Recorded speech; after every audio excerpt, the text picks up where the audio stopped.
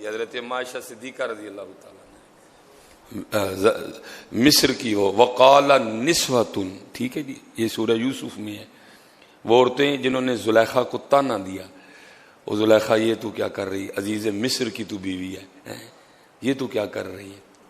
اس نے کہا اچھا مجھے تانا دیتی ہو. اور یہ قرآن پاک میں ہے قد شغفہا، کہ جو محبت تھی اس نے اس کے پورے دل کو اپنے کنٹرول میں لے رکھا تھا حضرت. ٹھیک ہے جی، انا لنراہا فی ضلال مبین، حضرت یہ تانا دیا عورتوں نے. وقال نسوۃ، ٹھیک ہے جی. اس نے کہا اچھا تانے دیتی ہو مجھے، پھر اس طرح کرتی ہوں کہ میں ایک محفل رکھتی ہوں. ٹھیک ہے جی. اور محفل کے اصول یہ ہوں گے کہ تمہیں ایک سیب دیا جائے گا، ایک ایک تمہیں چھری دی جائے گی، اور چھری کو تم نے نا سیب پہ رکھ لینا ہے. لیکن سیب تم نے تب کاٹنا ہے جب حضرت یوسف علیہ السلام تشریف لائیں اور اپنے رخ سے نہ آپ نقاب اٹھائیں. طے ہو گیا. ساری عورتیں بیٹھ گئیں، ہاتھ میں ایک ایک سیب دیا گیا، سیب پہ چھری رکھی گئی. اب حضرت یوسف علیہ السلام تشریف لائے. جب آپ نے اپنے رخ سے نقاب اٹھایا نا تو یہ حسن یوسف کا عالم تھا. جو قرآن کہتا ہے کہ وہ سیب کاٹنے کے بجائے نا انہوں نے اپنی انگلیاں کاٹ ڈالی ہیں. وقطعنا ایدیہن، یہ حسن یوسف کا عالم تھا.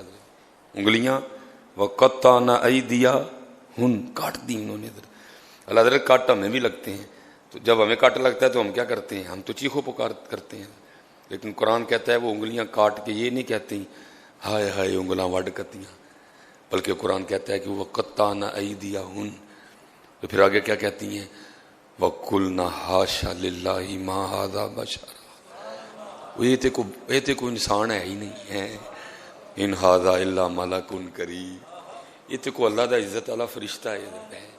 اور کتابوں میں لکھا ہے کہ یہ حسن یوسف کا عالم تھا کہ جب حضرت یوسف علیہ السلام گلیوں سے گزرا کرتے تھے نا تو جو آپ کے رخساروں کی چمک تھی نا وہ دیواروں پہ پڑا کرتی تھی. حضرت یہ حسن یوسف کا عالم تھا. جب آپ گلیوں میں گزرتے تھے تو آپ کے جو رخساروں کی چمک تھی وہ دیواروں پہ پڑا کرتی تھی. تو پھر اما عائشہ کیا کہتی ہیں، فرماتی وہ عورتیں جنہوں نے حضرت یوسف کو دیکھ کے اپنی انگلیاں کاٹی تھی، کبھی میرے محبوب کو دیکھ لیتی نا تو اپنے دل کاٹ لیتی ہیں. کبھی میرا محبوب دیکھتی تو اپنے دل کاٹ لیتی. اسی لیے پھر کسی نے کہا تھا اے زلیخا ان کو نسبت اپنے یوسف سے نہ دے، اے زلیخا ان کو نسبت اپنے یوسف سے نہ دے، ان پہ سر کٹتے ہیں دائم اور ان پہ انگلیاں ہیں. ایتھے بغیر دیکھے ہی علم الدین نے سر پیش کر چھڑیا ہے، ادھر بغیر دیکھے ممتاز قادری نے سر پیش کر دیا، ادھر بغیر دیکھے ہی عامر چیمہ نے سر پیش کر دیا. اگر بغیر دیکھے یہ حال ہے تو پھر اگر دیکھ لیں تو اور یہ جنہوں نے دیکھا حضرت سیدنا عبداللہ بن سلام، یہ علماء یہود میں سے تھے. فرماتے جب حضور نبی علیہ السلام مدینہ تشریف لائے نا تو کہتے میں بھی آپ کو دیکھنے گیا، اور کہتے یہ اللہ کے محبوب کے حسن کا عالم تھا. علماء یہود میں سے تھے. کہتے یہ حضور نبی علیہ السلام کے حسن کا عالم تھا. فرماتے جیسے میری نظر حضور نبی علیہ السلام کے چہرے پہ پڑی نا تو بے ساختہ میری زبان سے نکلا وہ اتنا سونا چہرہ تو کسی سچے کا ہی ہو سکتا ہے. اتنا سونا چہرہ کسی سچے کا ہی ہو سکتا ہے. دیکھنے والے کہا کرتے ہیں اللہ اللہ، یاد آتا ہے خدا دیکھ کے صورت تیری. حضرت سیدنا ہند بن ابی حالہ رضی اللہ تعالیٰ فرماتے حضور نبی علیہ السلام کا روح انور 14ویں رات کے چاند کی طرح چمکتا تھا. حضرت سیدنا برا بن عازب رضی اللہ تعالیٰ عنہ فرماتے ہیں حضور نبی علیہ السلام تمام لوگوں سے بڑھ کر خوبرو اور خوش خو تھے. حضرت سیدنا جابر بن سمورہ رضی اللہ تعالیٰ فرماتے میں حضور کی خدمت میں حاضر ہوا تو آپ اس طرح کا شان مبارک سے جلوہ گر ہوئے کہ آپ نے سرخ دھاری دار حلہ زیب تن کر رکھا تھا. فرماتے ہیں چاندنی رات تھی، کبھی میں آسمان کے چاند کو دیکھتا کبھی مدینے کے چاند کو دیکھتا ہے، کبھی میں آسمان کے چاند کو دیکھتا کبھی مدینے کے چاند کو دیکھتا. اور آپ فرماتے ہیں میرے نزدیک جو ہمارے آقا و کریم علیہ الصلوۃ والسلام تھے وہ آسمانوں کے چاند سے زیادہ خوبصورت تھے. یہ صحابہ کا بیان ہے. اور وہ حضرت سیدہ حلیمہ سعدیہ رضی اللہ تعالیٰ ہمارے محبوب نے ان کو بھی بھائی نوازا جی، میرے محبوب نے نوازا ان کو. میرے محبوب نے اپنا جو ابر رحمت ہے آپ نے وہاں بھی برسایا، کیونکہ لکھا ہے جی حضرت حلیمہ تو سب سے پیچھے رہ گئی، آپ کی اونٹنی اتنی کمزور تھی وہ چلتی نہیں تھی، آپ تو پیچھے رہ گئی، وہ جتنی دائیاں تھی وہ ساری بچے لے کے چلی گئی، آپ تو لاسٹ میں پہنچی تھی، پھر قسمت جاگ گئی جی، حضرت حلیمہ کی قسمت جاگ اٹھی جی، اللہ پاک نے آپ کو اپنے محبوب کی خدمت کا موقع عنایت فرما دیا حضرت۔ اور لکھا ہے کہ جب لینے آئی تھی تو اونٹنی چلتی نہیں تھی، لیکن جب جاتے اسی اونٹنی پہ حضور نبی علیہ السلام تشریف فرما ہوئے نا، تو پھر اس اونٹنی کی رفتار کا یہ عالم تھا، کوئی اونٹنی اس کی رفتار کو پکڑ ہی نہیں سکتی تھی حضرت۔